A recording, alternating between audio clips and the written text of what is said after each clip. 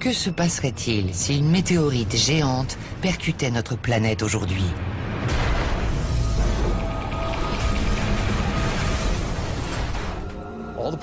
Plus de végétation, plus d'animaux, plus d'hommes, plus d'immeubles, il n'y aurait plus rien.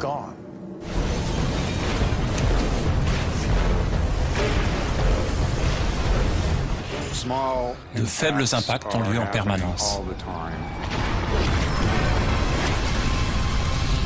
Environ une fois par an, dans l'atmosphère, il y a une explosion de la puissance d'une bombe atomique.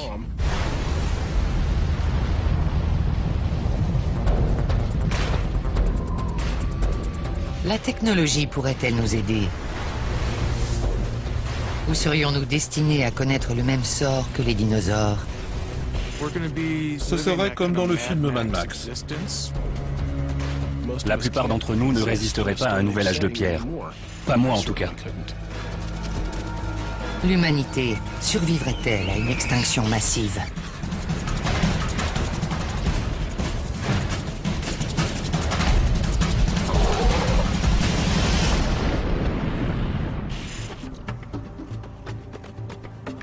La voix des morts retentit comme un torrent lointain. Lord Byron, 1821.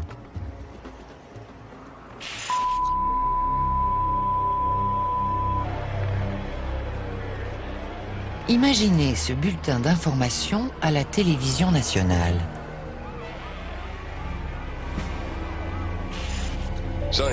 Les scientifiques pensent que l'astéroïde mesure 10 km de diamètre. Il ferait 10 km de large et aurait 99% de chances de percuter la Terre. Tous les habitants sont actuellement en train de quitter la côte Est. Ce scénario de science-fiction pourrait un jour devenir réalité. Car le système solaire est rempli d'astéroïdes. En mars 2009, un rocher de 40 mètres de diamètre a failli percuter la Terre. La collision aurait provoqué une explosion équivalente à une bombe thermonucléaire. La plupart de ces astéroïdes se comportent bien, mais ils sont parfois perturbés par la pesanteur de grosses planètes comme Jupiter. Et il arrive que certains nous percutent. Les cicatrices sont visibles partout. En Sibérie, un impact a détruit 2000 km² de forêt en 1908.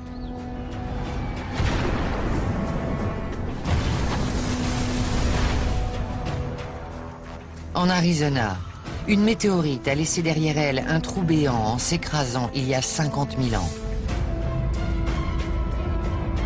Et au Mexique, on trouve encore les traces d'un cratère gigantesque formé il y a 65 millions d'années par une violente collision qui aurait détruit le royaume des dinosaures en à peine un an. Les scientifiques ont baptisé cet événement l'extinction KT.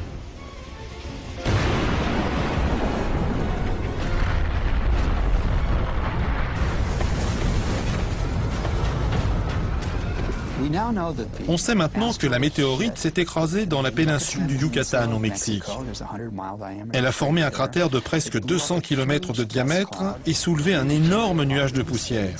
Et les particules de matière sont retombées à une vitesse meurtrière. La découverte de cet impact en 1980 a amené la communauté scientifique à revoir ses théories.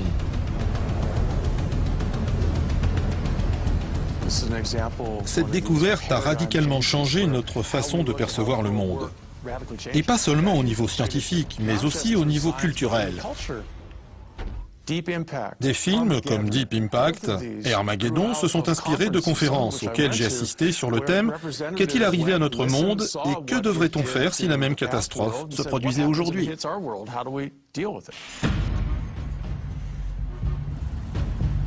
L'humanité serait-elle éradiquée à jamais? Resterait-il la moindre trace de civilisation? Les scientifiques pensent qu'une nouvelle collision est inévitable.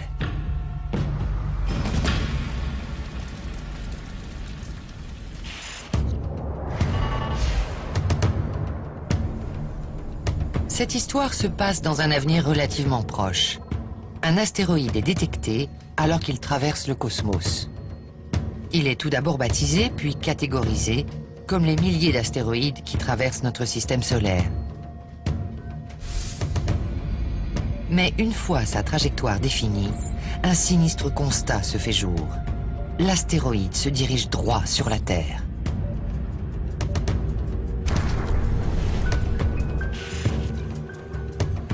L'information est tout d'abord gardée secrète, en attendant des observations plus précises sur l'orbite de l'astéroïde. Mais bientôt, la nouvelle se répand.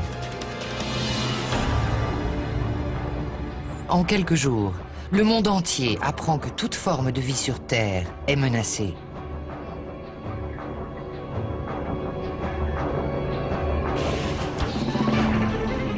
Des millions d'espèces pourraient disparaître en un instant.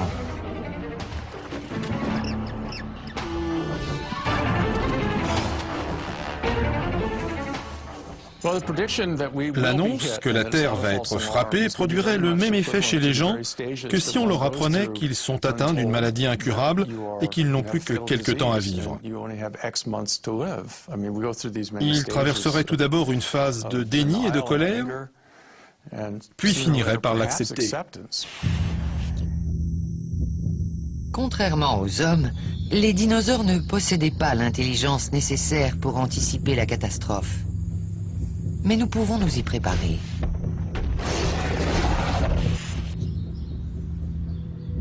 Car la science est en mesure d'établir un scénario détaillé. On est capable d'évaluer le nombre de personnes qui seraient tuées. Et d'après cette estimation, on peut établir un plan d'action déterminant la quantité de ressources à déployer en fonction des facteurs de risque. Mais cela suffirait-il à nous sauver?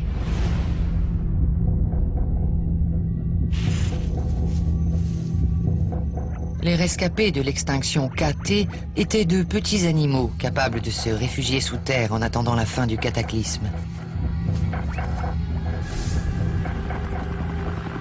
Si nous voulons survivre à une nouvelle apocalypse, il nous faudra faire de même. Des efforts titanesques sont déployés pour construire des abris enterrés en profondeur. Pendant la guerre froide, beaucoup d'abris ont été construits pour protéger les civils dans l'éventualité d'une attaque nucléaire. Des refuges du même genre seraient probablement construits un peu partout. Il faudrait prendre des décisions difficiles quant au nombre de personnes à sauver.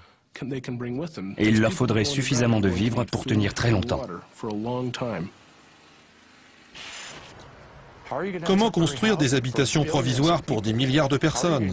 Comment gérer la nourriture et les besoins sanitaires? Il faudrait se mobiliser comme jamais auparavant et ce serait peut-être impossible. Les scientifiques déterminent que l'ennemi provient de la ceinture d'astéroïdes entre Mars et Jupiter. Un objet venu des profondeurs de l'espace.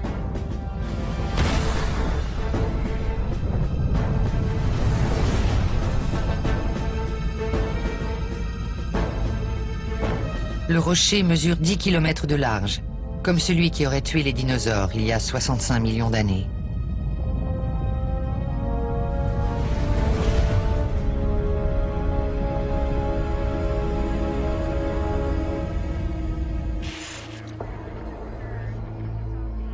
À mesure que le temps passe, chacun se prépare à sa manière. Annoncer la nouvelle aux enfants et aux proches est une épreuve difficile.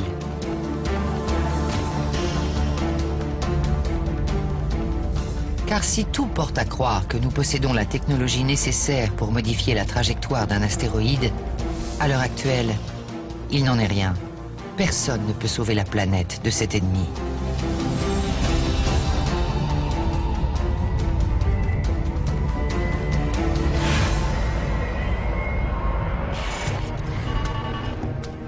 À 7 mois de la collision, les chercheurs tentent de définir avec précision le point d'impact. Il y a toujours des incertitudes dans les calculs. Les astronomes ne disposent pas de méthode infaillible. Une stratégie possible serait de poser un transpondeur sur l'astéroïde, un instrument qui ressemble à un GPS. Il nous dirait exactement où il se trouve et réduirait ainsi le pourcentage d'erreur. Un transpondeur est lancé par la NASA. On parvient à le poser sur l'astéroïde.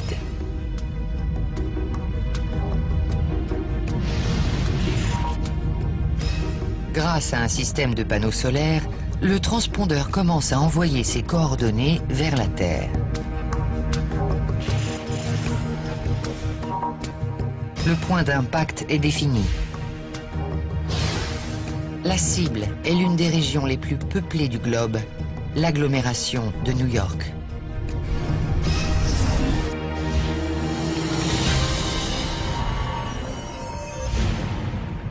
Les mois qui précèdent l'impact, les agences gouvernementales travaillent d'arrache-pied à évacuer la côte est des États-Unis.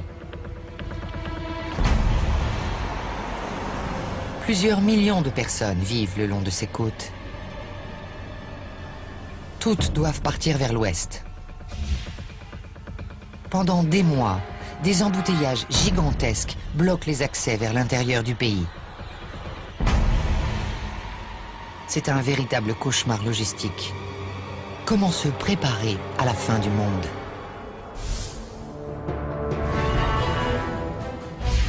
C'est la dernière semaine avant l'impact de l'astéroïde.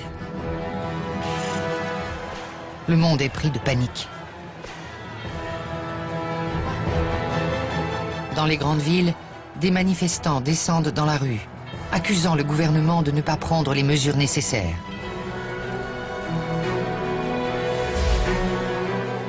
D'autres, résignés, tentent de profiter autant que possible de leur dernière semaine sur Terre.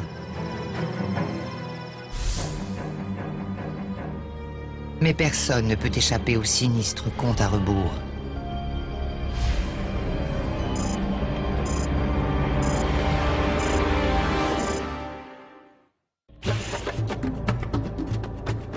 La mort s'est élevée un trône.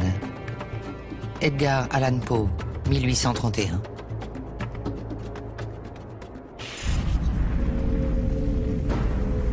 L'humanité est-elle condamnée à disparaître avec la chute de ce nouvel astéroïde?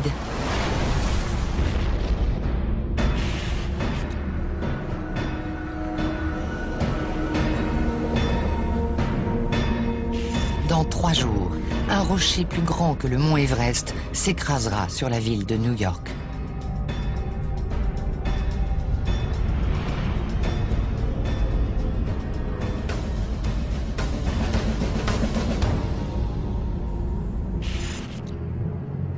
À mesure que l'échéance approche, la peur envahit les rues. Les médias ont renoncé à traiter de sport ou de divertissement. La télévision diffuse en boucle les dernières informations, les plans d'évacuation, les mesures mises en œuvre et un bilan de la position de l'astéroïde minute par minute.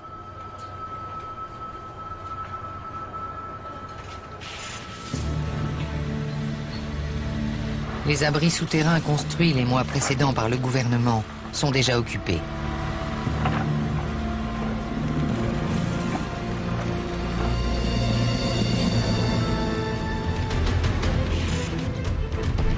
D'après certains scientifiques, les dinosaures seraient morts en l'espace d'1 an. Les hommes qui se réfugient sous terre doivent être prêts à y rester au moins aussi longtemps.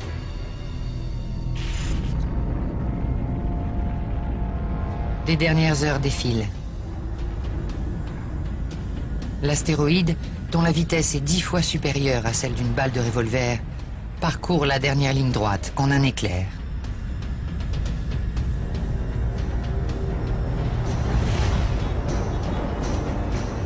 En un instant, le monde bascule.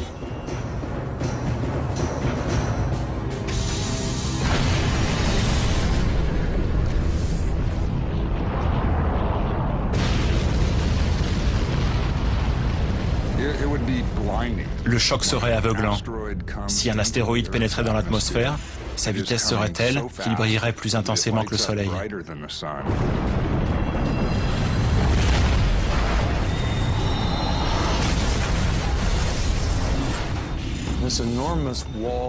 Il dégagerait un souffle brûlant d'air et de débris rocheux.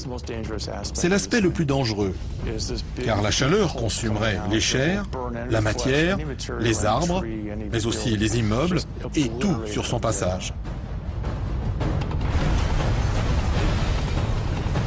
La ville de New York est rayée de la carte.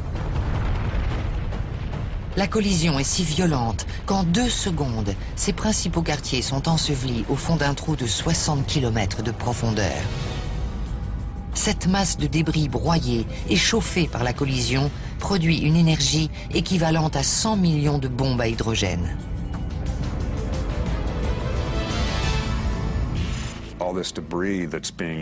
Les débris qui sont éjectés du cratère traversent l'atmosphère à une telle vitesse qu'il en émane une lumière aveuglante et incandescente. Sous ce gigantesque champignon atomique, un nouvel ennemi se prépare à attaquer. Une onde de choc de roches vaporisées.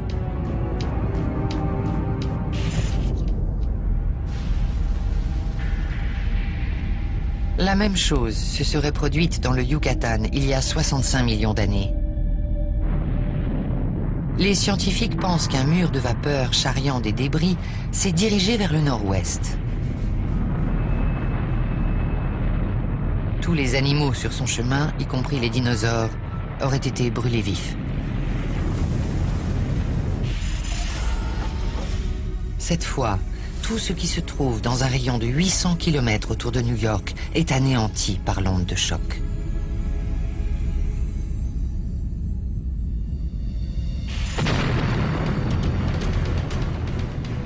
Le mur de flammes avance 2 fois plus vite qu'une tornade.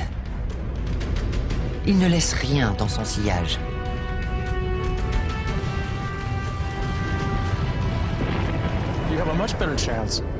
On a plus de chances de s'en sortir si on ne se trouve pas dans la trajectoire directe de la vague.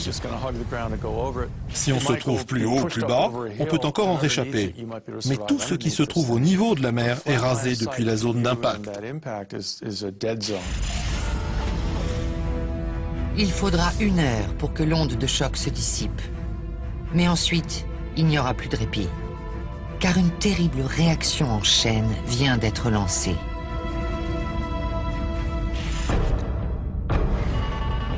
Une minute après l'impact. Le soleil se couche comme à l'ordinaire en Asie et en Australie. Mais tous ceux qui n'ont pas cherché refuge sous terre sont condamnés à mourir.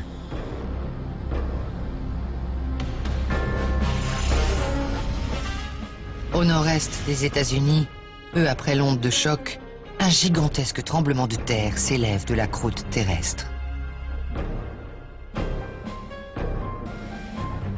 Un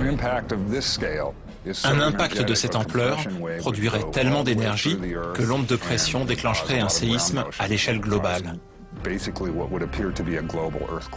Toute la planète serait ébranlée par les secousses.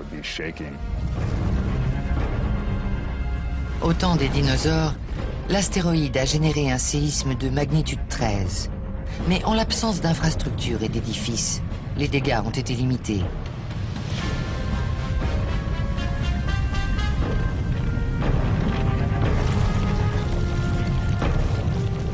Aujourd'hui, les plus anciens édifices du monde entier s'effondrent, faisant des milliers de victimes. Seuls de rares immeubles construits avec une technologie moderne restent debout. Ce tremblement de terre menace la survie des hommes bien au-delà du nord-est des États-Unis.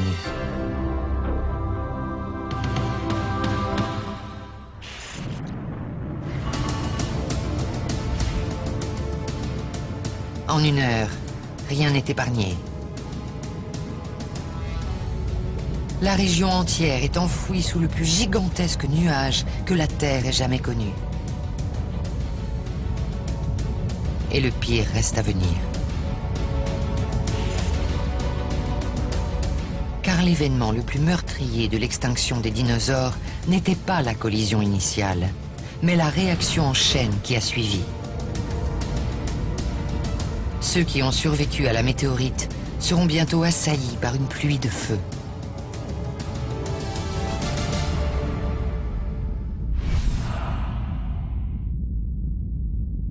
À l'heure actuelle, les scientifiques ont enregistré plus de 6000 objets géocroiseurs, ou NEO.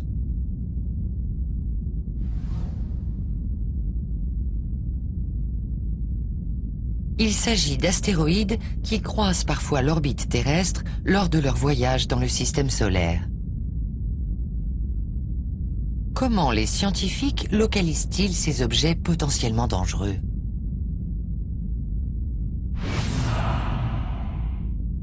Deux facteurs sont indispensables. Un bon télescope et beaucoup de patience.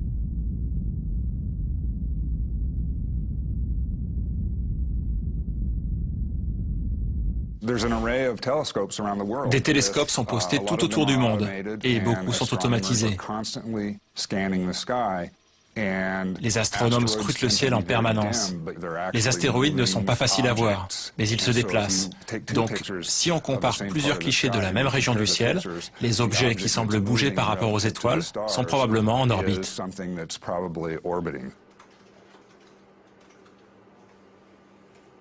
Ces astronomes sont notre première ligne de défense dans le cas de la chute d'un astéroïde.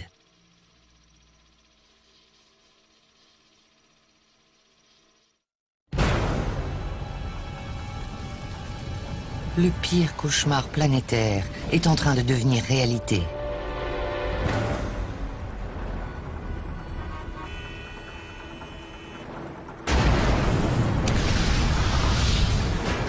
La Terre entière est menacée. L'espèce humaine survivra-t-elle ?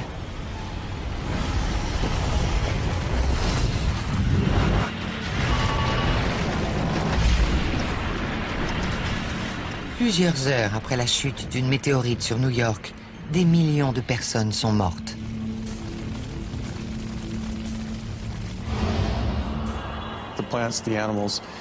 Les plantes, les animaux, tout disparaîtrait. L'Est des États-Unis serait purement et simplement rayé de la carte.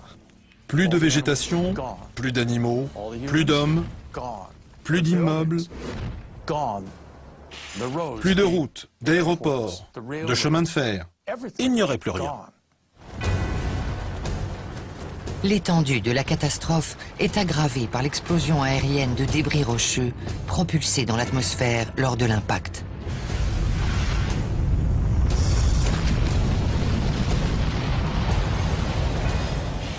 Les forces aérodynamiques exercées sur ces débris sont plus importantes que leurs propres forces.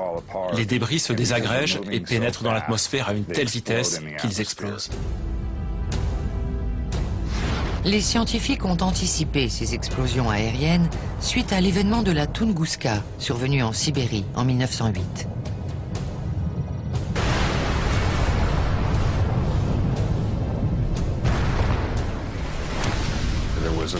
Il y a eu une énorme explosion, de la taille d'une explosion nucléaire, qui a provoqué une onde de choc soufflant tous les arbres sur environ 2000 km².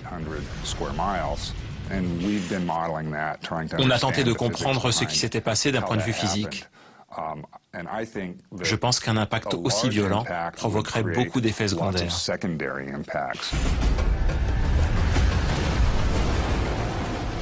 4 heures après l'impact, la destruction de New York et de ses environs n'est qu'une pâle illustration de ce qui se profile. Imaginez la quantité de roches qui se trouve dans une cavité de 200 km de diamètre et d'1,5 km de profondeur.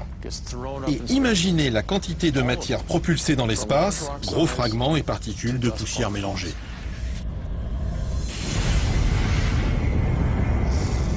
Des milliards de débris en flammes pleuvent sur la Terre et réchauffent la température de l'air.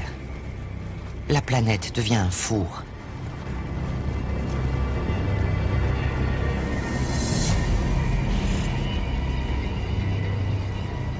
On estime qu'il y a 65 millions d'années, les températures ont grimpé de manière vertigineuse en l'espace de quelques heures. Des forêts entières ont été carbonisées et les flammes ont ravagé la planète. Les dinosaures n'y ont pas survécu.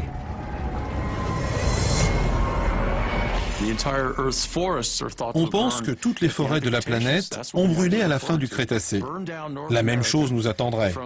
L'Amérique du Nord en particulier serait brûlée de toutes parts. Toutes les centrales nucléaires et les raffineries prendraient feu. Il n'y aurait plus de carburant.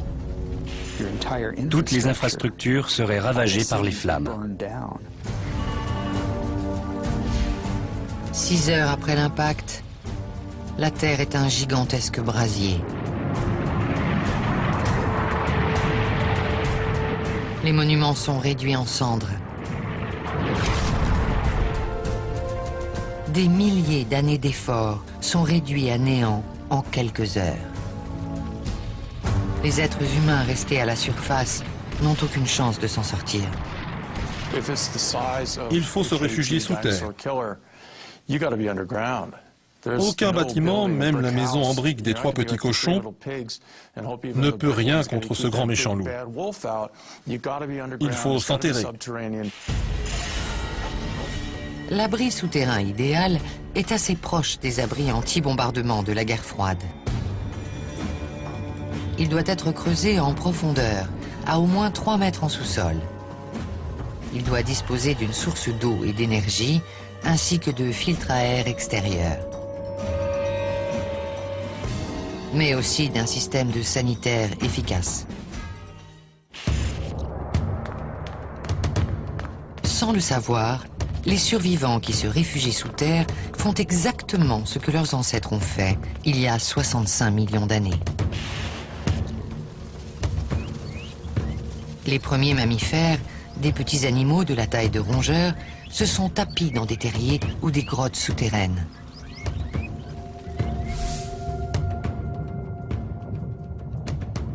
Les survivants de cette nouvelle apocalypse ont recours à la même stratégie.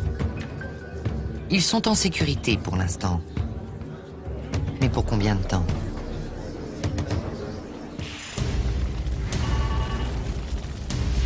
« 8 heures après l'impact, les plus belles réserves naturelles sont en flammes. Des millions d'animaux sauvages sont engloutis par des incendies sans précédent. Et comme au temps des dinosaures, les plus gros sont les plus exposés au danger.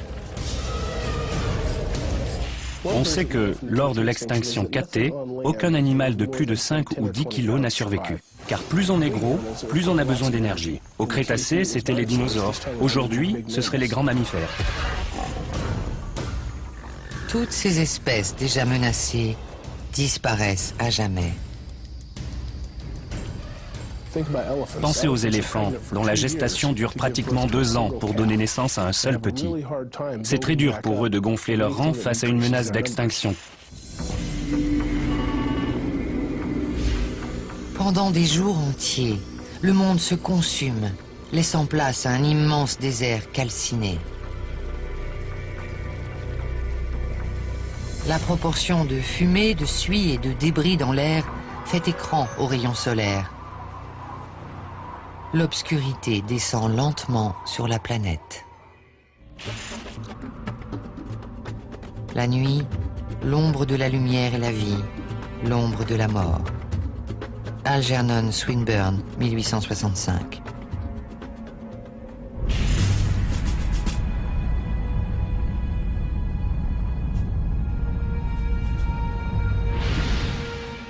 Sept jours après l'impact, le monde tel que nous le connaissons est plus que jamais en péril.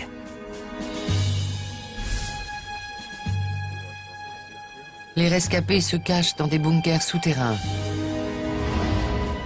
tandis qu'à la surface commence une nuit de plusieurs mois.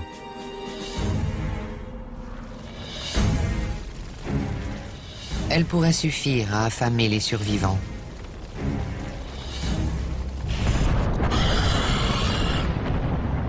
La même chose s'est produite il y a 65 millions d'années. Les dinosaures ont été brûlés vifs dans les incendies qui ont suivi l'impact. Mais la véritable extinction des dinosaures est survenue lorsque la planète a été plongée dans l'obscurité et que la nourriture est venue à manquer. Les derniers dinosaures sont morts de faim. Notre intelligence et notre capacité à anticiper la catastrophe nous aideront à échapper à cette fin tragique. Mais ce ne sera pas sans peine. C'est une chose de passer une nuit dans sa cave pour se protéger d'une tornade, par exemple. C'en est une autre de vivre sous terre dans un bunker pendant 1 ou plusieurs mois. Ça nécessite des ressources colossales en matière de nourriture, d'eau, d'hygiène sanitaire et de soins médicaux. Tandis que les quelques survivants vivotent sous terre, le monde s'éteint peu à peu à la surface.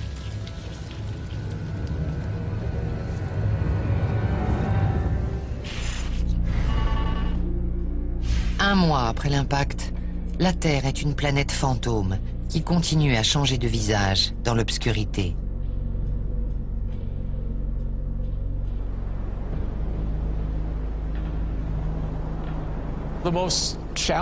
Les changements les plus notables viendraient de l'atmosphère et de l'océan. Car le réchauffement considérable de la planète modifierait radicalement les courants océaniques. Le climat devient totalement imprévisible.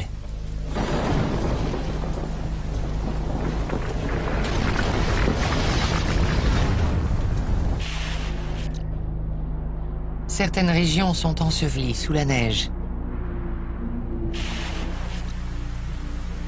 D'autres essuient des pluies torrentielles pendant des jours entiers.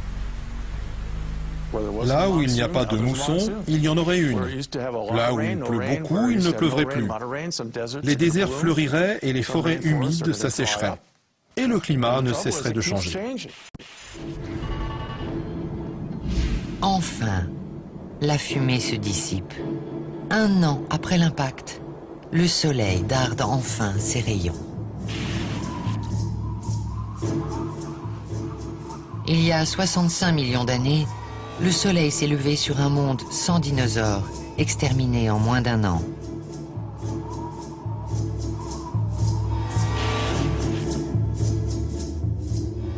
Heureusement, la plupart des scientifiques jugent qu'un petit pourcentage d'êtres humains survivrait à l'obscurité.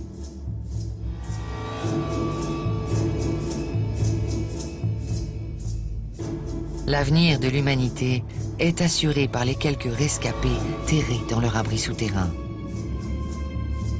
Ils refont surface dans un monde proche du néant.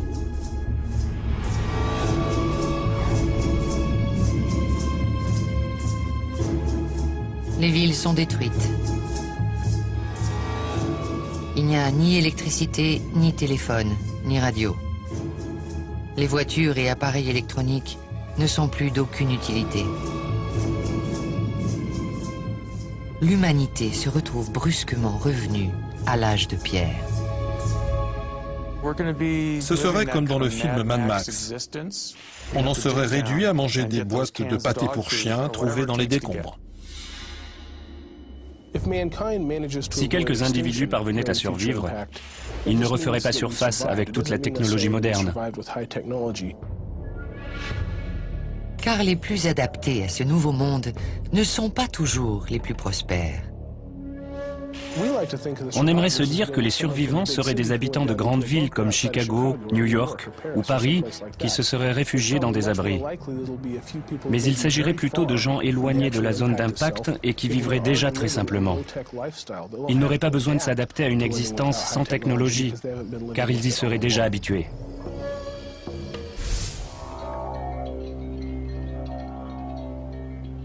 En se réfugiant sous terre, quelques hommes sont parvenus à surmonter les jours les plus sombres de l'apocalypse. Mais il reste peu de survivants dans ce monde étranger et hostile.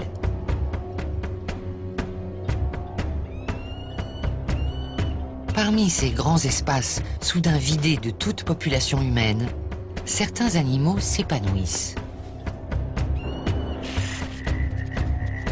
Il y a 65 millions d'années, il s'agissait de petits mammifères.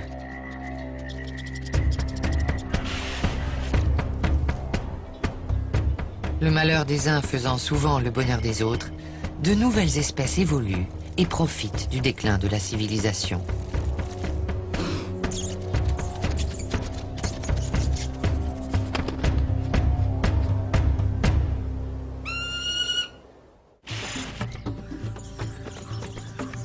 Je pense que nous sommes dans l'impasse aux rats, où les morts ont perdu leurs os. T.S. Eliot, 1922.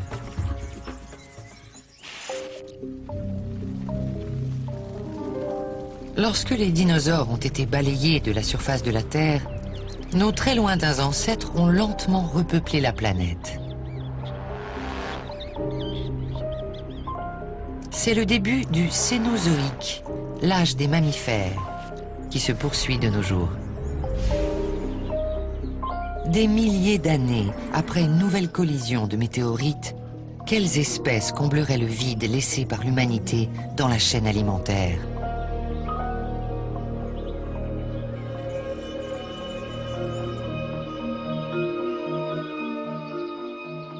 Les décombres désertés par les hommes deviennent un paradis animalier. Les villes seraient envahies par la végétation et prises d'assaut par les animaux qui y vivaient déjà. Certains organismes vivants pourraient même développer des capacités spécifiques pour vivre dans ces lieux atypiques. L'évolution est parfois étrange. C'est impossible à prévoir, mais beaucoup d'événements curieux pourraient se produire. Comme dans tous les cas d'extinction massive, les insectes sont parmi les premiers à rebondir.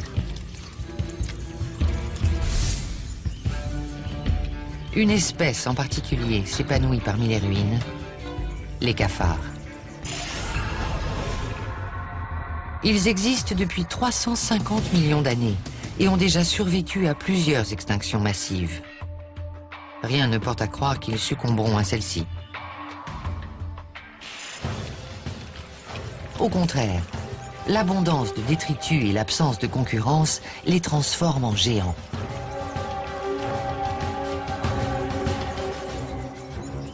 Actuellement, les plus grands cafards mesurent entre 3 et 5 cm de long.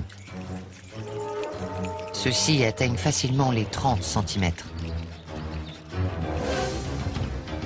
Pourtant, ils ne prennent pas le contrôle de la Terre. Les insectes ont eu plusieurs fois l'occasion de prendre le pouvoir. Beaucoup d'insectes ont survécu à l'extinction KT. Mais ils ne sont pas devenus des animaux dominants pour autant, car la nature même de leur organisme, ce qui compose leur squelette, limite leur taille. On ne trouve pas d'insectes de 3 mètres, ils mourraient sous leur propre poids. Et comme par le passé, ils ont un rôle plus important à jouer. Nourrir les animaux plus gros. Il y a 65 millions d'années, les insectes étaient l'alimentation principale des rongeurs, dont certains ont donné naissance à l'homme.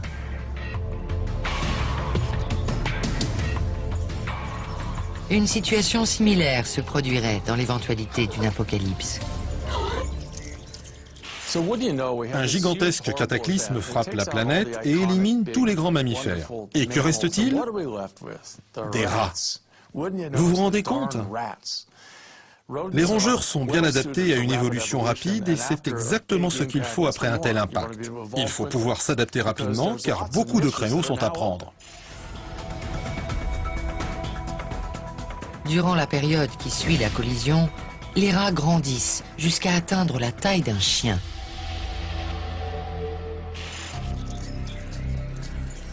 Mais cette large population de rongeurs attire inévitablement de nouveaux prédateurs. Les oiseaux ont survécu à l'extinction KT. Ce sont les descendants des dinosaures. Leur taille, leur diversité et leurs habitudes alimentaires leur permettent de survivre à ce nouveau cataclysme. Et les villes fantômes sont un exceptionnel terrain de chasse. Une ville est un environnement complexe en 3 dimensions. On peut la comparer à une forêt ou un canyon. Les animaux qui s'y épanouissent sont ceux qui ont une excellente vue en relief. J'imagine que dans les ruines d'une apocalypse, les faucons deviendraient de grands prédateurs car ils seraient capables de détecter n'importe quel mouvement au sol.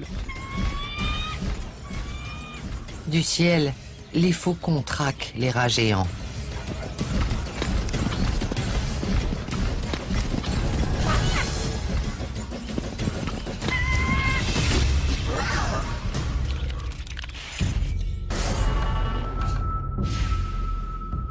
Tandis que les hommes reprennent des forces, les insectes, les rongeurs et les oiseaux connaissent une brève période de prospérité. S'il s'agit d'une extinction à la hauteur du KT, la population humaine serait réduite à une poignée d'individus ou à quelques groupes isolés. Ils finiront par recoloniser le monde, mais resteront longtemps une minorité.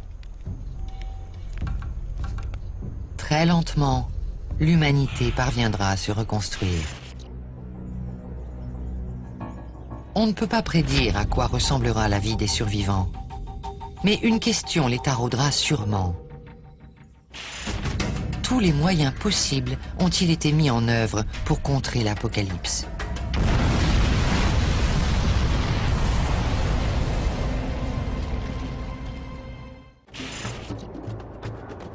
Réveillez-vous, levez-vous, ou sombrez à jamais. John Milton, 1667. Depuis les années 1980, les scientifiques enquêtent sur la catastrophe qui a conduit à la disparition des dinosaures. Les effets dévastateurs sur notre planète sont bien connus. Ces recherches sont d'autant plus cruciales qu'une nouvelle collision est inévitable. C'est pourquoi les astéroïdes meurtriers qui circulent dans notre voisinage céleste sont surveillés de près. Le nombre d'astéroïdes connus ne cesse d'augmenter.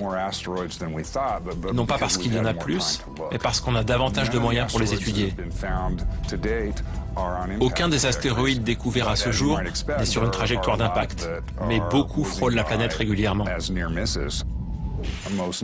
Il y a notamment un astéroïde appelé Apophis qui va passer tout près de la Terre en 2029. La NASA garde un œil sur lui.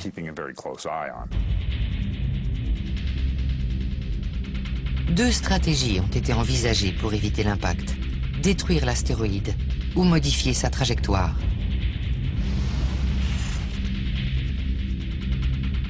Mais la possibilité de détruire l'astéroïde à l'aide d'armes nucléaires a rapidement été écartée.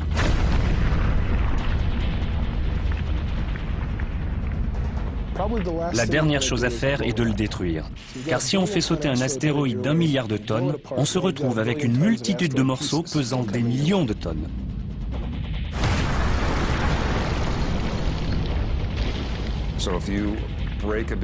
Si on fait exploser un gros astéroïde en 1 million de fragments, tous ces débris se retrouveront dans l'atmosphère. Est-ce mieux ou pire? Je ne sais pas. Modifier sa trajectoire est la seule solution possible. Et cette fois, les armes nucléaires pourraient s'avérer utiles. Déclencher une ogive nucléaire près de l'astéroïde pourrait suffire à le faire dévier.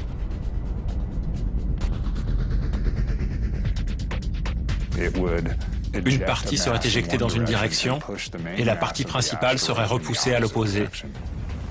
Une technique similaire consiste à utiliser un impacteur à énergie cinétique.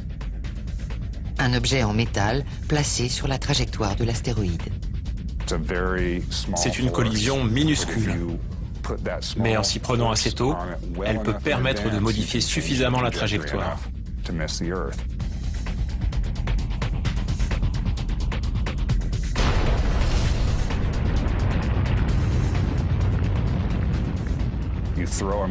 La collision entraîne la formation d'un cratère. Et la matière expulsée de ce cratère pousse l'astéroïde dans la direction opposée.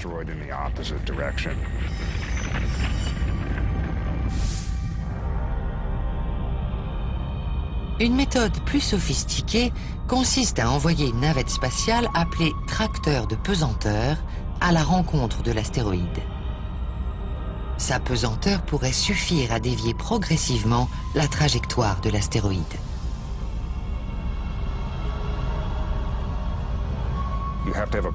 L'objet envoyé doit être équipé d'un système de propulsion. La pesanteur suffit à le fixer sur l'astéroïde. Et en opérant une traction très progressive et très lente, on peut modifier sa trajectoire. Mais ça prend des années. Ces stratégies ont toutes un dénominateur commun, le temps.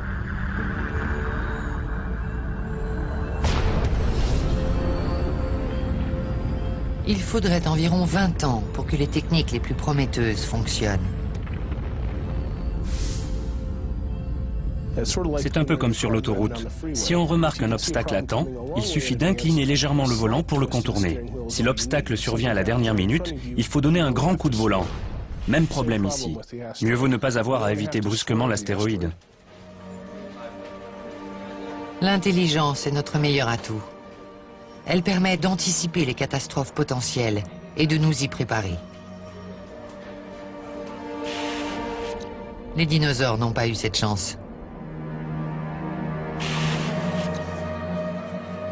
Si la Terre entrait à nouveau en collision avec une météorite, l'humanité disparaîtrait-elle à son tour? Seul l'avenir nous le dira. Bon, tous ces débris se retrouveront dans l'atmosphère. Est-ce mieux ou pire? Je ne sais pas. Modifier sa trajectoire est la seule solution possible.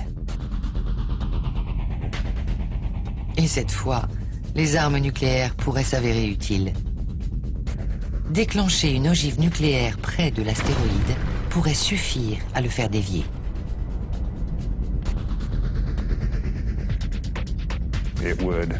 Une partie serait éjectée dans une direction et la partie principale serait repoussée à l'opposé. Une technique similaire consiste à utiliser un impacteur à énergie cinétique. Un objet en métal placé sur la trajectoire de l'astéroïde. C'est une collision minuscule. Mais en s'y prenant assez tôt, elle peut permettre de modifier suffisamment la trajectoire.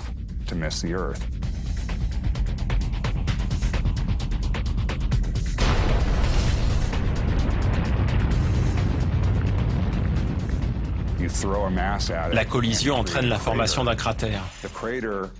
Et la matière expulsée de ce cratère pousse l'astéroïde dans la direction opposée.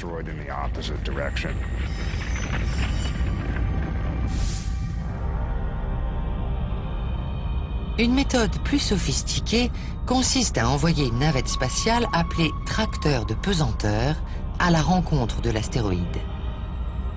Sa pesanteur pourrait suffire à dévier progressivement la trajectoire de l'astéroïde.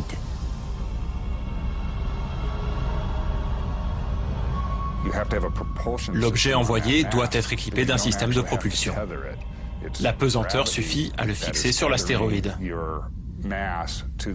Et en opérant une traction très progressive et très lente, on peut modifier sa trajectoire. Mais ça prend des années.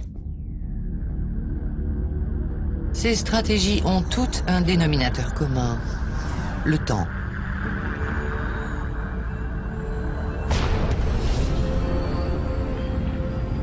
Il faudrait environ 20 ans pour que les techniques les plus prometteuses fonctionnent. C'est un peu comme sur l'autoroute. Si on remarque un obstacle à temps, il suffit d'incliner légèrement le volant pour le contourner. Si l'obstacle survient à la dernière minute, il faut donner un grand coup de volant. Même problème ici. Mieux vaut ne pas avoir à éviter brusquement l'astéroïde. L'intelligence est notre meilleur atout. Elle permet d'anticiper les catastrophes potentielles et de nous y préparer. Les dinosaures n'ont pas eu cette chance. Si la Terre entrait après l'impact, le Soleil darde enfin ses rayons. Il y a 65 millions d'années, le Soleil s'est levé sur un monde sans dinosaures, exterminé en moins d'1 an.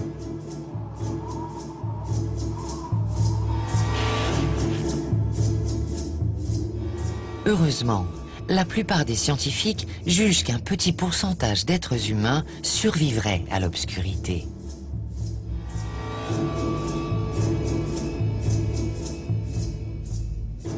L'avenir de l'humanité est assuré par les quelques rescapés terrés dans leur abri souterrain. Ils refont surface dans un monde proche du néant.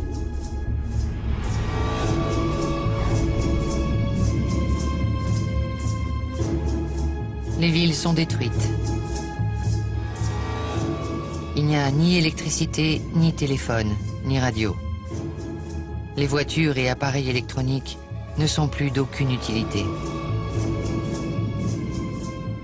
L'humanité se retrouve brusquement revenue à l'âge de pierre.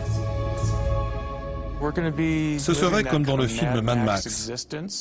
On en serait réduit à manger des boîtes de pâté pour chiens trouvées dans les décombres. Si quelques individus parvenaient à survivre, ils ne referaient pas surface avec toute la technologie moderne. Car les plus adaptés à ce nouveau monde ne sont pas toujours les plus prospères. On aimerait se dire que les survivants seraient des habitants de grandes villes comme Chicago, New York ou Paris qui se seraient réfugiés dans des abris. Mais il s'agirait plutôt de gens éloignés de la zone d'impact et qui vivraient déjà très simplement. Ils n'auraient pas besoin de s'adapter à une existence sans technologie, car ils y seraient déjà habitués.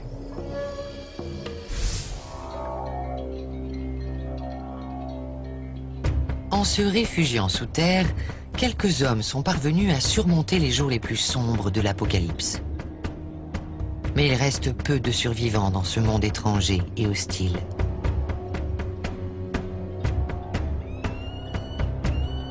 Parmi ces grands espaces, soudain vidés de toute population humaine, certains animaux s'épanouissent. Il y a 65 millions d'années, il s'agissait de petits mammifères.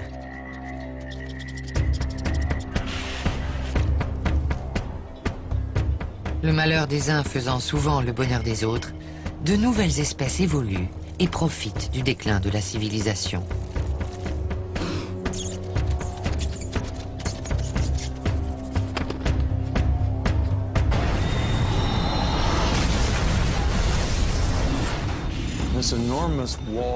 Il dégagerait un souffle brûlant d'air et de débris rocheux. C'est l'aspect le plus dangereux, car la chaleur consumerait les chairs, la matière, les arbres, mais aussi les immeubles et tout sur son passage. La ville de New York est rayée de la carte. La collision est si violente qu'en 2 secondes, ses principaux quartiers sont ensevelis au fond d'un trou de 60 km de profondeur. Cette masse de débris broyés et chauffée par la collision produit une énergie équivalente à 100 millions de bombes à hydrogène.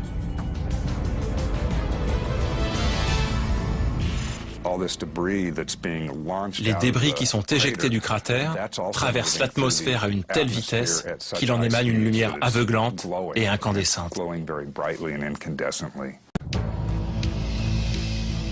Sous ce gigantesque champignon atomique, un nouvel ennemi se prépare à attaquer. Une onde de choc de roches vaporisées.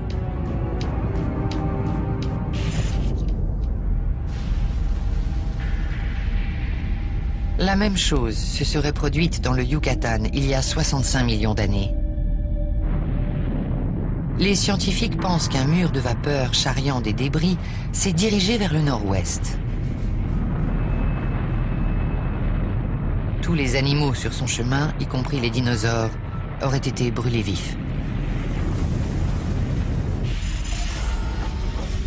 Cette fois, tout ce qui se trouve dans un rayon de 800 km autour de New York est anéanti par l'onde de choc.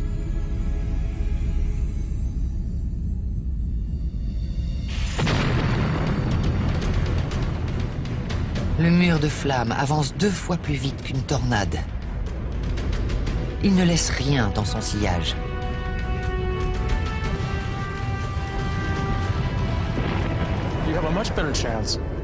On a plus de chances de s'en sortir si on ne se trouve pas dans la trajectoire directe de la vague. Si on se trouve plus haut ou plus bas, on peut encore en réchapper. Mais tout ce qui se trouve au niveau de la mer est rasé depuis la zone d'impact. Il faudra 1 heure pour que l'onde de choc se dissipe. Mais ensuite, il n'y aura plus de répit. Car une terrible réaction en chaîne vient d'être lancée.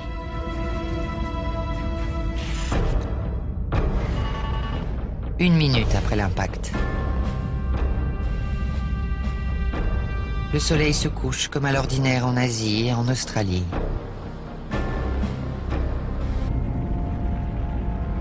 Les dernières heures défilent. L'astéroïde, dont la vitesse est 10 fois supérieure à celle d'une balle de revolver, parcourt la dernière ligne droite en un éclair.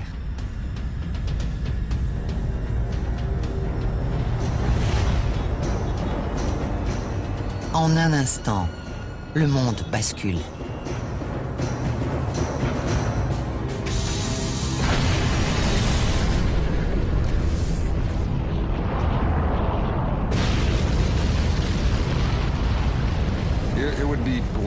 Le choc serait aveuglant. Si un astéroïde pénétrait dans l'atmosphère, sa vitesse serait telle qu'il brillerait plus intensément que le Soleil.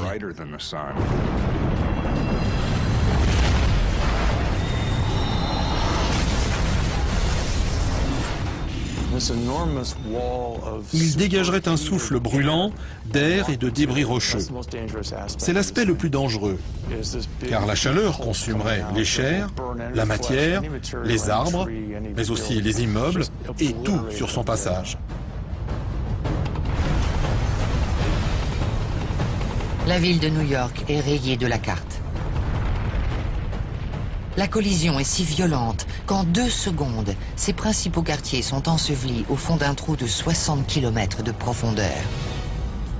Cette masse de débris broyés et chauffée par la collision produit une énergie équivalente à 100 millions de bombes à hydrogène.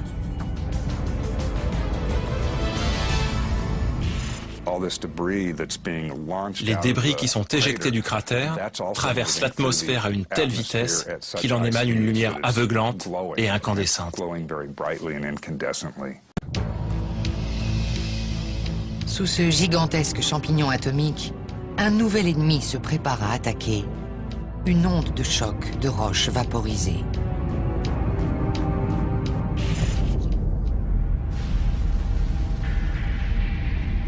La même chose se serait produite dans le Yucatan il y a 65 millions d'années. Les scientifiques pensent qu'un mur de vapeur charriant des débris s'est dirigé vers le nord-ouest.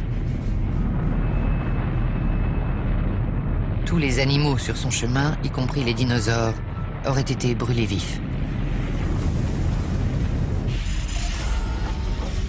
Cette fois, tout ce qui se trouve dans un rayon de 800 km autour de New York est anéanti par l'onde de choc.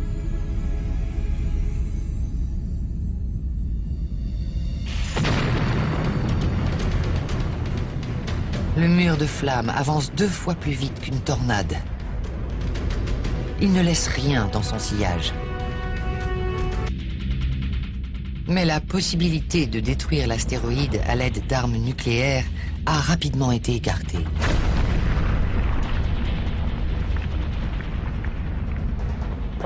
La dernière chose à faire est de le détruire. Car si on fait sauter un astéroïde d'1 milliard de tonnes, on se retrouve avec une multitude de morceaux pesant des millions de tonnes.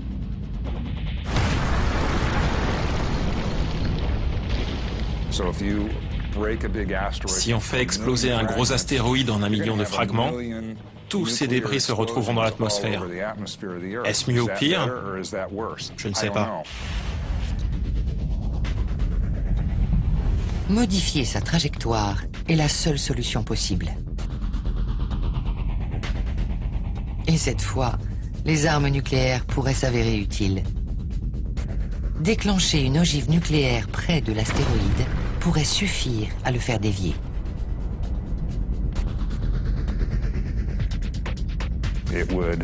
Une partie serait éjectée dans une direction et la partie principale serait repoussée à l'opposé. Une technique similaire consiste à utiliser un impacteur à énergie cinétique. Un objet en métal placé sur la trajectoire de l'astéroïde. C'est une collision minuscule. Mais en s'y prenant assez tôt, elle peut permettre de modifier suffisamment la trajectoire.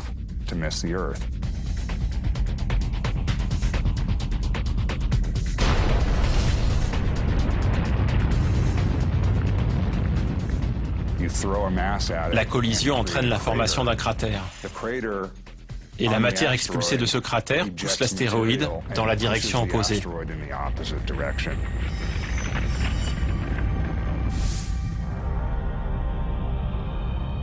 Une méthode plus sophistiquée consiste à envoyer une navette spatiale appelée tracteur de pesanteur à la rencontre de l'astéroïde.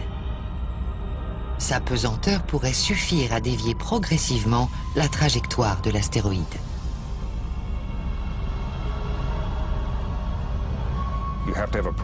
L'objet envoyé doit être équipé d'un système de propulsion.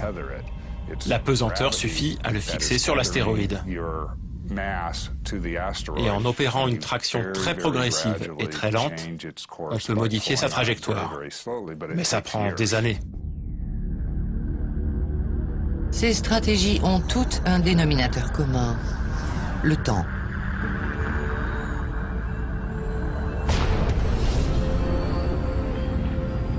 Il faudrait environ 20 ans pour que les techniques les plus prometteuses fonctionnent. C'est un peu comme sur l'autoroute. Si on remarque un obstacle à temps, Il menace la survie des hommes bien au-delà du nord-est des États-Unis.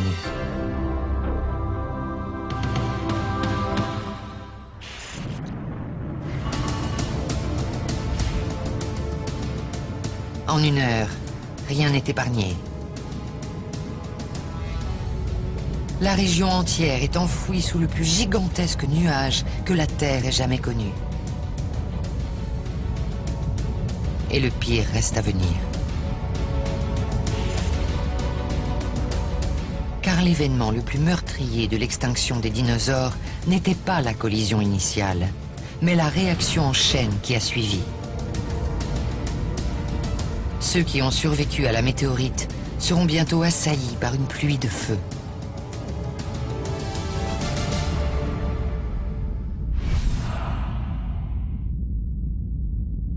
À l'heure actuelle, les scientifiques ont enregistré plus de 6000 objets géocroiseurs, ou NEO.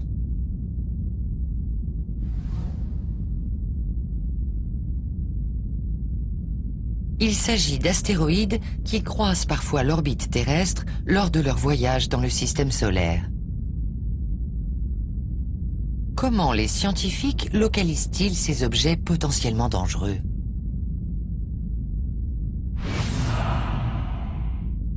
Deux facteurs sont indispensables. Un bon télescope et beaucoup de patience.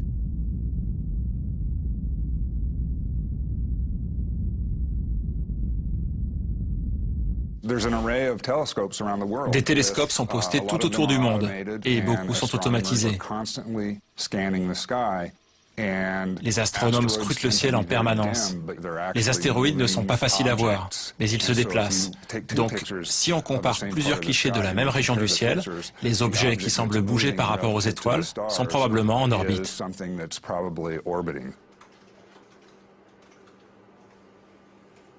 Ces astronomes sont notre première ligne de défense dans le cas de la chute d'un astéroïde.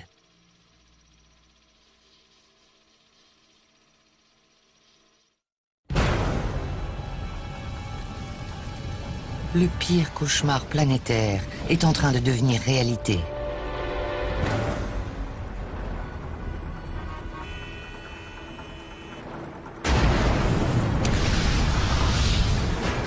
La Terre entière est menacée. L'espèce humaine survivra-t-elle ?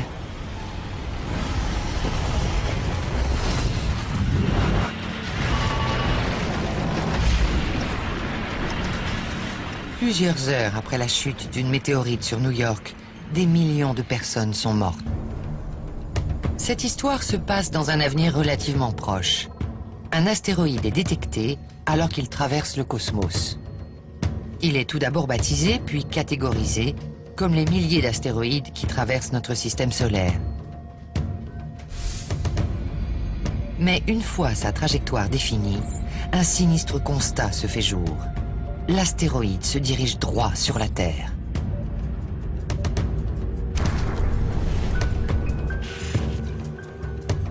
L'information est tout d'abord gardée secrète, en attendant des observations plus précises sur l'orbite de l'astéroïde.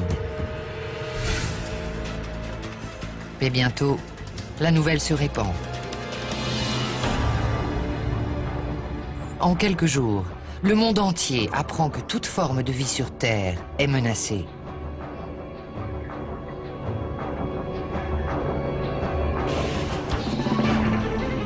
Des millions d'espèces pourraient disparaître en un instant.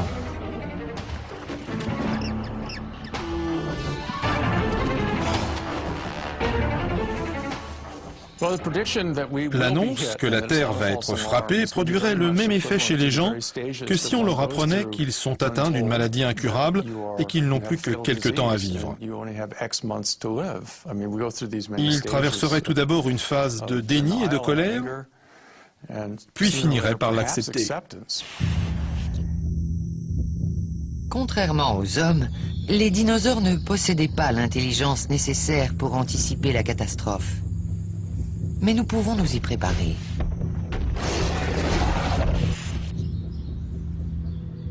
Car la science est en mesure d'établir un scénario détaillé. On est capable d'évaluer le nombre de personnes qui seraient tuées. Et d'après cette estimation, on peut établir un plan d'action déterminant la quantité de ressources à déployer en fonction des facteurs de risque. Mais cela suffirait-il à nous sauver?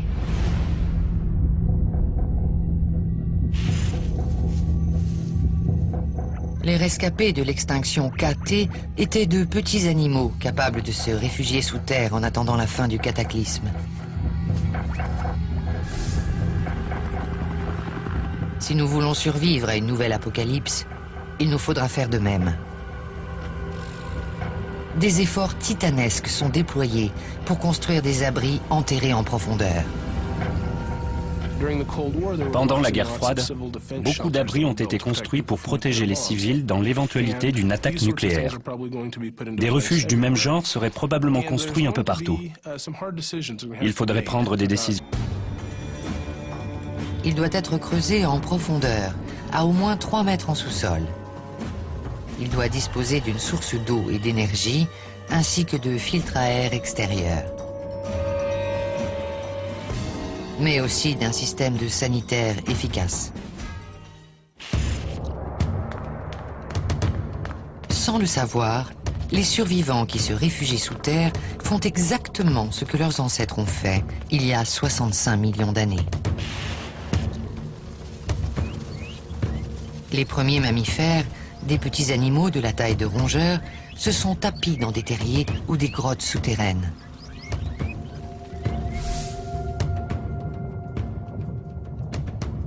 Les survivants de cette nouvelle apocalypse ont recours à la même stratégie. Ils sont en sécurité pour l'instant. Mais pour combien de temps?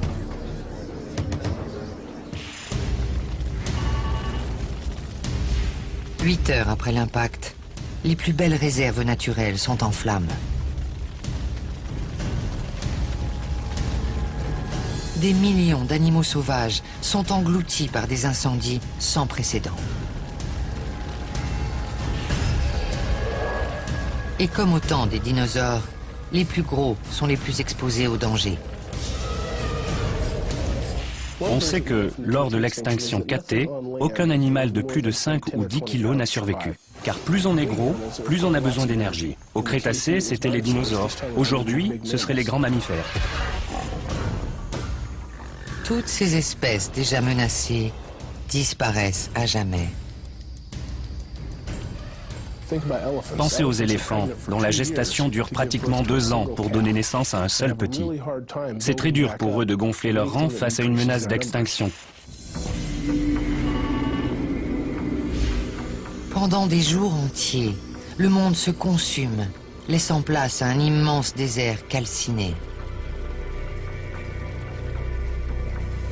La proportion de fumée, de suie et de débris dans l'air fait écran aux rayons solaires. L'obscurité descend lentement sur la planète. La nuit, l'ombre de la lumière et la vie, l'ombre de la mort. Algernon Swinburne, 1865.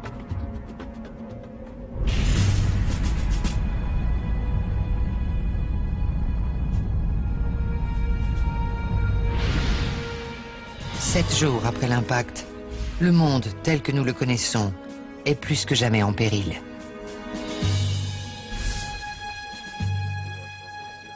Les rescapés se cachent dans des bunkers.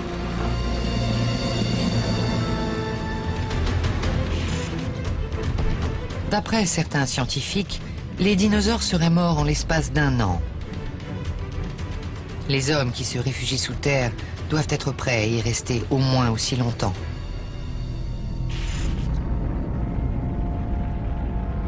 Les dernières heures défilent. L'astéroïde, dont la vitesse est 10 fois supérieure à celle d'une balle de revolver, parcourt la dernière ligne droite en un éclair.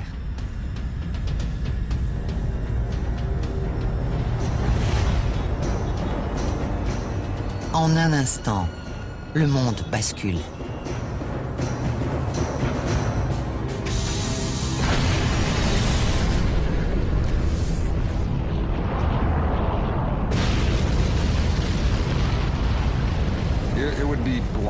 Le choc serait aveuglant. Si un astéroïde pénétrait dans l'atmosphère, sa vitesse serait telle qu'il brillerait plus intensément que le Soleil.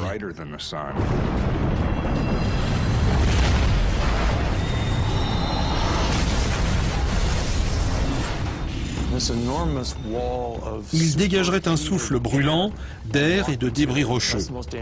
C'est l'aspect le plus dangereux, car la chaleur consumerait les chairs, la matière, les arbres, mais aussi les immeubles et tout sur son passage. La ville de New York est rayée de la carte. La collision est si violente qu'en 2 secondes, ses principaux quartiers sont ensevelis au fond d'un trou de 60 km de profondeur.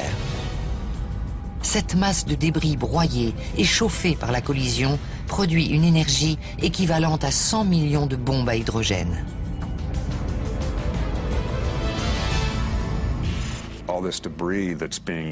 Les débris qui sont éjectés du cratère traversent l'atmosphère à une telle vitesse qu'il en émane une lumière aveuglante et incandescente. Sous ce gigantesque champignon atomique, un nouvel ennemi se prépare à attaquer. Une onde de choc de roches vaporisées.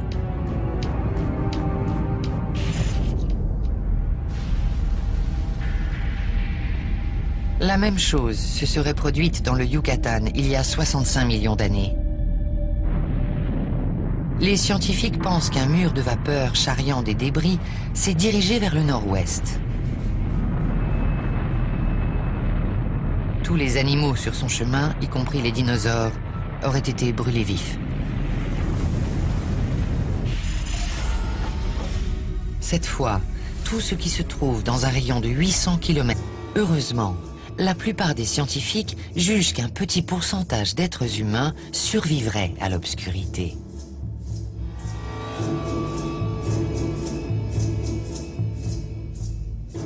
L'avenir de l'humanité est assuré par les quelques rescapés terrés dans leur abri souterrain. Ils refont surface dans un monde proche du néant.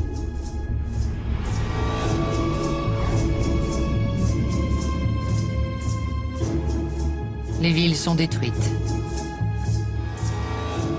Il n'y a ni électricité, ni téléphone, ni radio. Les voitures et appareils électroniques ne sont plus d'aucune utilité.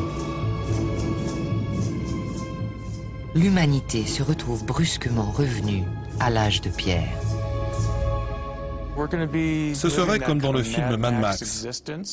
On en serait réduit à manger des boîtes de pâté pour chiens trouvées dans les décombres. Si quelques individus parvenaient à survivre, ils ne referaient pas surface avec toute la technologie moderne. Car les plus adaptés à ce nouveau monde ne sont pas toujours les plus prospères. On aimerait se dire que les survivants seraient des habitants de grandes villes comme Chicago, New York ou Paris qui se seraient réfugiés dans des abris. Mais il s'agirait plutôt de gens éloignés de la zone d'impact et qui vivraient déjà très simplement. Ils n'auraient pas besoin de s'adapter à une existence sans technologie, car ils y seraient déjà habitués.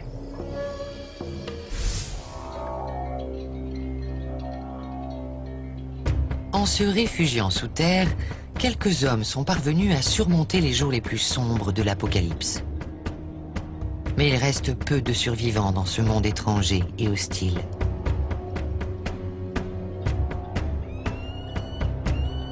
Parmi ces grands espaces, soudain vidés de toute population humaine, certains animaux s'épanouissent. Il y a 65 millions d'années, il s'agissait de petits mammifères.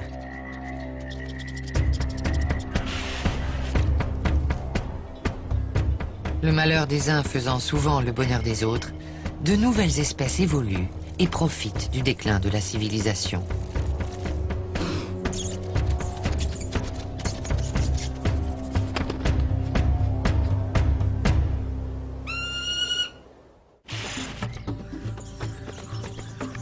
Je pense que nous sommes dans l'impasse aux rats, où les morts ont perdu leurs os. T.S. Eliot, 1922.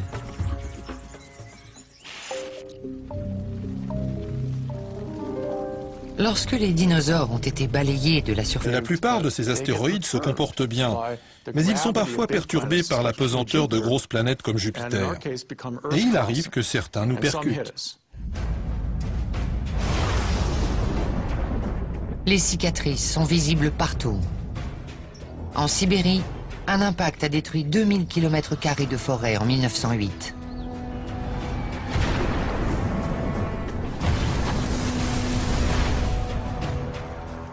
En Arizona, une météorite a laissé derrière elle un trou béant en s'écrasant il y a 50 000 ans. Et au Mexique, on trouve encore les traces d'un cratère gigantesque, formé il y a 65 millions d'années, par une violente collision qui aurait détruit le royaume des dinosaures en à peine 1 an. Les scientifiques ont baptisé cet événement l'extinction KT.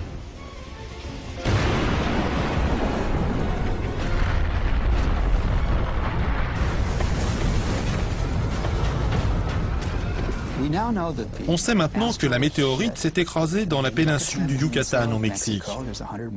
Elle a formé un cratère de presque 200 km de diamètre et soulevé un énorme nuage de poussière. Et les particules de matière sont retombées à une vitesse meurtrière. La découverte de cet impact en 1980 a amené la communauté scientifique à revoir ses théories.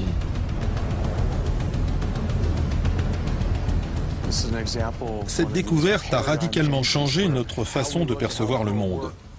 Et pas seulement au niveau scientifique, mais aussi au niveau culturel.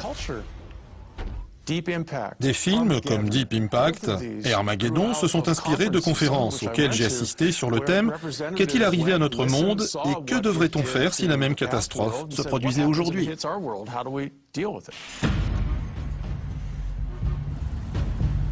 L'humanité serait-elle éradiquée à jamais?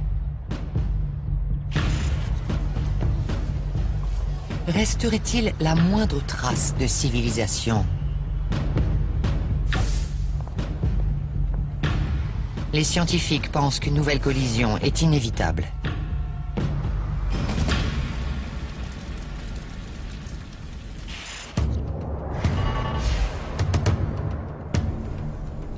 Cette histoire se passe dans un avenir relativement proche. Un astéroïde est détecté alors qu'il traverse le cosmos. Il est tout d'abord baptisé, puis catégorisé, comme les milliers d'astéroïdes qui traversent notre système solaire. Mais une fois sa trajectoire définie, un sinistre constat se fait jour. L'astéroïde se dirige droit sur la Terre.